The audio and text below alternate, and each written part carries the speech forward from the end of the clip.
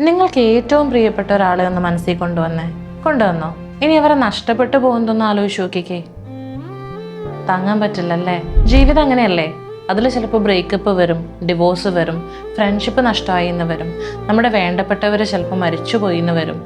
അങ്ങനെ പല രീതിയിലും നമുക്ക് ആൾക്കാരെ നഷ്ടപ്പെട്ടു എന്ന് വരും. പക്ഷെ ഇതിൽ നിന്നൊന്നും മൂവ് ഓൺ ആവാൻ പറ്റാതെ സ്റ്റക്കായിട്ട് നിൽക്കുന്ന ഒരുപാട് ആൾക്കാരുണ്ട്. അവിടെയാണ് ഡിറ്റാച്ച്മെന്റിന്റെ ഇമ്പോർട്ടൻസ് വരുന്നത്. ഈ ഡിറ്റാച്ച്മെന്റ് എന്ന് പറഞ്ഞു കഴിഞ്ഞാൽ ആൾക്കാരെ വെറുക്കലോ മറക്കലോ ആൾക്കാരുടെ മെമ്മറീസ് കംപ്ലീറ്റ് ആയിട്ട് മായ്ച്ചു കളയലോ ഒന്നുമല്ല. നമ്മുടെ പ്രിയപ്പെട്ടവരെ ഒരുപാട് സ്നേഹിച്ചുകൊണ്ട് തന്നെ, ചേർത്ത് നിർത്തിക്കൊണ്ട് തന്നെ നമ്മുടെ മനസ്സമാധാനം നിലനിർത്തലാണ്. എന്താണെന്നറിയോ, നമ്മൾ എന്തിനോടെങ്കിലും ആരോടെങ്കിലും ഭയങ്കര അറ്റാച്ച്ഡ് ആകുമ്പോഴാണ് നമ്മുടെ സന്തോഷവും സങ്കടവും ദേഷ്യവും ഒക്കെ ബാക്കിയുള്ളവരുടെ കൺട്രോളിലാവുന്നത്. ഒരിക്കലും നിങ്ങൾ ജീവിക്കുന്നത് മറ്റൊരാളുടെ നിലനിൽപ്പിനെ ആശ്രയിച്ചുകൊണ്ടാവരുത്. ജീവിതം ഒന്നല്ലേ ഉള്ളൂ.